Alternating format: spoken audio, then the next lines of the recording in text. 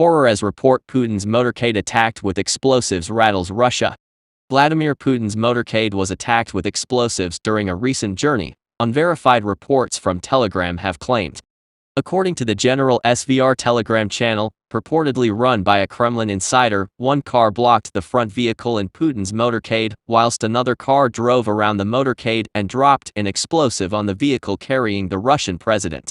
General SVR explained, on the way to the residence, a few kilometers away, the first escort car was blocked by an ambulance, the second escort car drove around without stopping, a sudden obstacle, and while driving around the obstacle, the third car, in which Putin was, a loud bang sounded from the left front wheel followed by heavy smoke. The report claims that despite the explosion, the car carrying Putin managed to reach its destination. However, it adds that the investigation into the incident and all information on it is classified.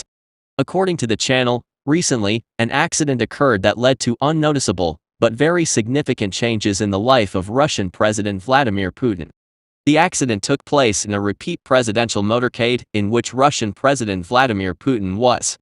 Sometimes the president, on the advice of the security service, travels by car as part of a reserve motorcade, which usually does not attract such attention as the main motorcade and consists of 5 armored cars, one of which contains a protected person. For example, recently, a reserve convoy was attacked in one of the cars in which Vladimir Putin was.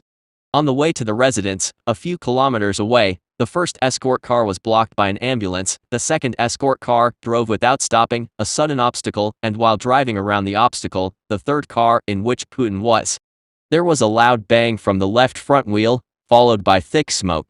The car in which the chief was in, despite the control problems, followed the path of the lead car, and although it was necessary to slow down, the motorcade, with the exception of the first car previously blocked, reached its destination.